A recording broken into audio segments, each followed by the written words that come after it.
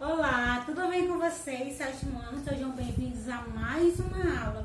E hoje a gente vai falar sobre reino protista. Na aula passada falamos sobre quem? Reino Monera. E quem faz parte do reino Monera? Bactéria, arqueias, que são as arqueobactérias, e as cianobactérias, certo? Todas são o quê? Protista. O que é mesmo um ser protista? São aqueles que só possuem células procariontes. E como é uma célula procarionte? É aquela que não tem carioteca. Como assim carioteca? O envelopezinho, a bolsinha que o núcleo fica guardado lá dentro, igual na outra célula. A procarionte, como é que fica o núcleo? Solto, né? Dentro da célula, certo? E hoje nós vamos falar de reino protista. Então, pegue seu livro aí, na página 128, e vem comigo pra gente continuar, pra gente começar. Então, vamos lá. 128, Reino Protista, capítulo 10. No capítulo anterior, descobrimos que o mundo ao nosso redor é povoado de seres unicelulares, mas que exercem um enorme impacto da nossa vida, seja auxiliando no equilíbrio ecológico e fortalecendo o nosso organismo, seja provocando doenças que desafiam a inteligência humana. Continuando nossa jornada, vamos conhecer um novo reino, desta vez formado exclusivamente por seres eucariontes. Monera só tem seres o quê? Procariontes. Protista agora, o reino protista vai ter seres o quê? Eucariontes. Então a célula do reino Monera para os reinos protistas já evoluiu, já mudou. O reino protista, né? Nele encontramos representantes tanto unicelulares como multicelulares, que podem ser autotrófos ou heterotrófos. Seres unicelular são formados apenas de uma única célula. Multicelular, que tem mais de uma célula. Autotrófo produz seu próprio alimento. Heterotrófo não produz seu próprio alimento. No passado, eram considerados protistas apenas algas unicelulares e os protozoários. No entanto, atualmente, algas pluricelulares, que no passado pertenciam ao reino plantae, foram deslocadas para o reino protista, por não representarem tecidos verdadeiros na estrutura corporal. As células dessas águas possuem pouquíssima especialização. Como você sabe, tecidos são agrupamento de células com funções e estrutura semelhantes. A gente viu ano passado, né, no 6º ano, que a unidade básica da vida é quem? A célula. Então, quando as células elas conseguem se agrupar pelas suas semelhanças, pelas funções que elas vão desempenhar no organismo, elas vão formar um tecido. E tecidos semelhantes, que vão desempenhar funções semelhantes, formam um órgão.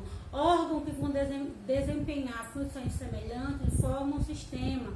E todos os sistemas formam um organismo. Hoje, considera-se pertencente ao reino protista as águas unicelulares, os protozoários e as águas pluricelulares. Assim, como no reino Monera, vamos nos surpreender com a diversidade de organismos que compõem esse reino, contemplando desde espécies utilizadas na culinária ou na indústria, até parasitas que provocam diversas doenças em seres humanos. Vamos começar pelas algas. Em seguida, vamos ver o protozoário. Então, temos aqui as algas. Encontradas na água doce e do mar e no solo úmido. Esses seres tanto podem ser microscópicos, unicelulares, como alcançar cerca de 60 metros de comprimento pluricelular. Até lá no filme que vocês assistiram, mas você não gosta mais, né? Procurando Nemo, aparece muito algas bem enormes, bem grandes, né? Onde no fundo do mar, os animais passam lá pelas águas, que são que parece um monte de mato dentro do mar, né? Ali são algas. Então, elas vão desde minúsculas, pequenas, que só podem ser vistas no microscópio, até gigantes mesmo, 60 metros. Outra característica marcante das algas é o fato de serem autótrofas. O que é um ser autótrofo? Produz seu próprio alimento. Isto é, produtor do seu próprio alimento. Eles realizam fotossíntese, processo pela qual produzem glicose. Na verdade, plantas porque no caso a alga não é planta, mas ela não produz glicose, ela produz sacarose, certo? Principal carboidrato fornecedor de energia. Além disso, liberam grande quantidade de oxigênio, O2. Porque quem faz fotossíntese é uma coisa de Jesus. Nós respiramos oxigênio, né? O2. E a gente não necessita de carbono para respirar, apesar dele estar aqui no meio, né? Mas o que as plantas e os seres fotossintetizantes fazem?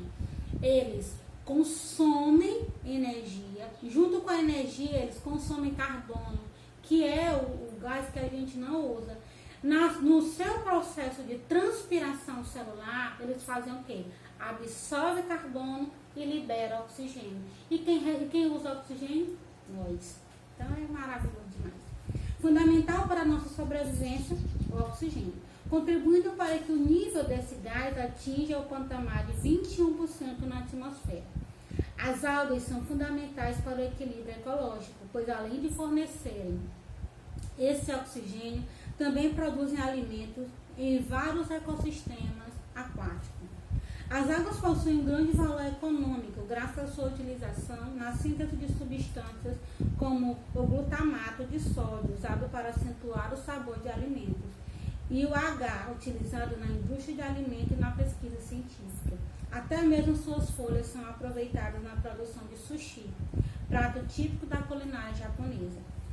Então aqui do lado tem o sushi, né? Que aquelas que você não sabia, quando você vai comer sushi, você está comendo a alga, porque aquela partezinha preta que está lá rodeando o arrozinho do sushi é uma alga. Vamos conhecer agora os 6 grupos de algas e algumas de suas características, sendo 3 deles unicelulares e 3 pluricelulares. Algas unicelulares. Unicelulares são porque possuem apenas uma célula. Nesse grupo tem os euglenofitas, bacillariofitas e os dinoflagelados. Os eugenoflitas, toda vez que vocês verem na ciência o prefixo eu no início, está se referindo a verdadeiro, viu? Então, os eugenofitas são microalgas flageladas. Então, são flageladas porque eles têm parecendo um rabinho, igual está aqui na imagem da 129.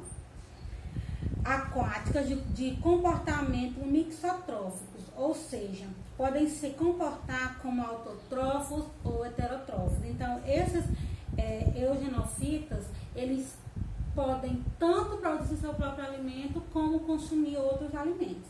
Na presença da luz, comporta-se como um organismo autotrófico, fotossintetizante, e na ausência, heterotrófico. Então, quando eles estão diante da luz, eles fazem fotossíntese, produzir o seu próprio alimento.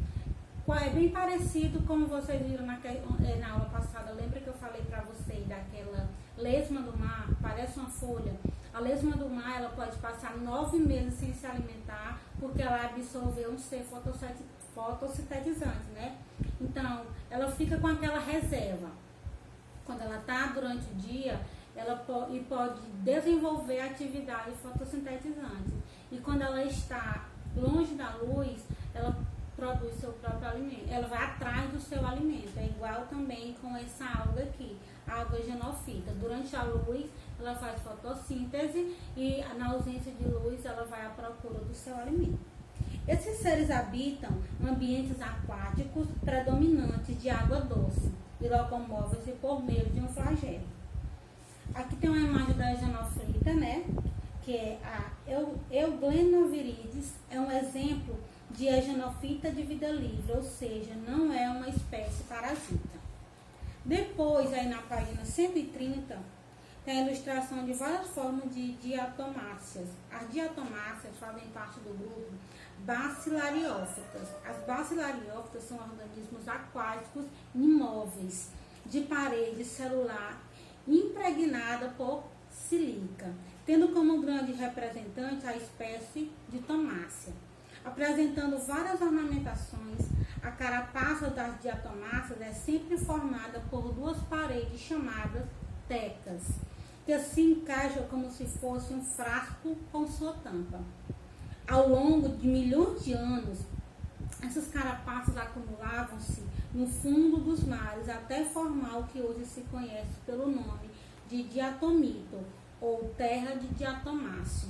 Dos diatomitos tem origem matéria-prima utilizada na fabricação de tijolos, usada na construção de monumentos. E esse bichinho aqui, que é utilizado na construção civil, ela causa um grande problema no sistema respiratório. Porque quando está se usando no trabalho, ela libera um pó parecendo com gesso.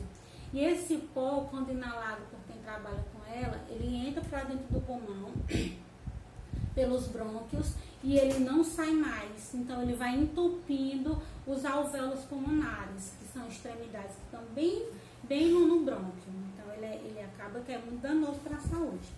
Além disso, da terra do diatomáceo é obtido um pó muito fino, importante na composição de cremes dentais, filtros polidores e lixas. Mas também tem essa vantagem aqui, né? Que é a silica. Tudo que tem silica, o organismo não absorve. Se você absorve, o seu organismo não consegue absorver. Aí ele fica lá dentro, ele fazendo mal danado. Aqui tem a terra do diatomáceo, é um dos componentes do creme dental. Aqui na Catedral Metropolitana de Fortaleza, que eu já fui nessa catedral maravilhosa, construída com pedra de diatomito. Então, quem construiu essa aqui? Com certeza essas pessoas têm problema respiratório. Dinoflagelados, de maioria marinha, esses organismos podem ser autotróficos ou mixotróficos. Mixotrófico quando eles desenvolvem as duas funções, tanto heterotrófico como autotrófico, certo? Na espécie móvel, a locomoção se dá graças aos batimentos de dois flagelos posicionados perpendicularmente um ao outro, originando um movimento que se assemelha a um piano. Algumas espécies, como a Noctiluca e Citilais, apresentam bioluminescência. Lembra da bioluminescência? Que são aqueles seres que conseguem irradiar, liberar a luz do seu próprio corpo, pois algumas algas desse tipo dinoflagelado, elas conseguem emitir uma luz. Capacidade de emitir luz. Fenômeno produzido com o objetivo de confundir predadores. Outras são capazes de gerar florações, blom, em ambientes eutrofizados. Graças a essa disponibilidade alimentar, o número de algas cresce descontroladamente, originando um fenômeno conhecido por maré vermelha, devido à tonalidade avermelhada assumida pela água. Se as espécies forem capazes de produzir toxina, poderão provocar contaminação e morte de vários seres vivos aquáticos. É muito comum ver em alguns livros de ciência a imagem de um lago, de um rio, de um mar, e ver um monte de peixe em cima, morto. Isso por quê? Porque teve proliferação de algas, no caso dessas dinoflageladas, elas cresceram muito, elas se reproduziram muito e por conta disso, elas acabaram com o ecossistema ali dentro, certo? A maré vermelha é um exemplo de como uma mudança nas condições normais do habitat pode comprometer todo o equilíbrio de um ecossistema aquático.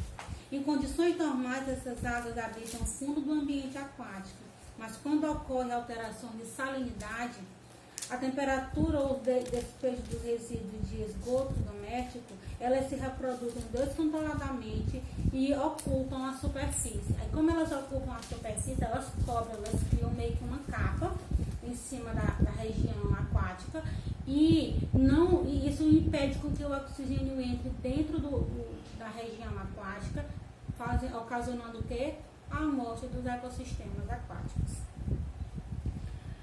E com isso liberam alta concentração de toxina que podem causar a morte de várias espécies aquáticas. Além disso, podem bloquear a passagem de parte de luz, comprometendo a fotossíntese e a concentração de oxigênio nas águas. Suas consequências não se restringe ao local da floração. Indivíduos que comerem peixe ou crustáceo oriundo dessas regiões, com concentração dessas toxinas em seus tecidos, podem apresentar problemas de saúde como diarreia. Então, além delas se proliferar desesperadamente naquela região aquática, acabar com aquele ecossistema, ela ainda pode causar um grande dano para quem se alimentar de algum animal vindo dali, daquela região aquática, né? Então, aqui a gente tem uma imagem. Nos oceanos, os bioflagelados formam a base da pirâmide alimentar dos peixes, crustáceos e bivalves. Então, aqui tem uma imagem, né? Bivalves, aqueles são formados por duas conchas, como o marisco, outros e mexilhões. Então, aqui vai ficando uma atividadezinha, né, para vocês, uma questãozinha, vocês façam. E na próxima aula a gente conversa. Eu ia comentar sobre isso na hora que eu estava falando da fotossíntese da água, mas graças a Deus que eu não falei, porque senão eu ia dar resposta para você da questão. Então, ó, até na próxima aula. Fiquem com Deus, se cuidem, gente, evitem sair de casa para que a gente possa logo ir para a sala de aula, tá bom? Combinado? Então, até a próxima aula.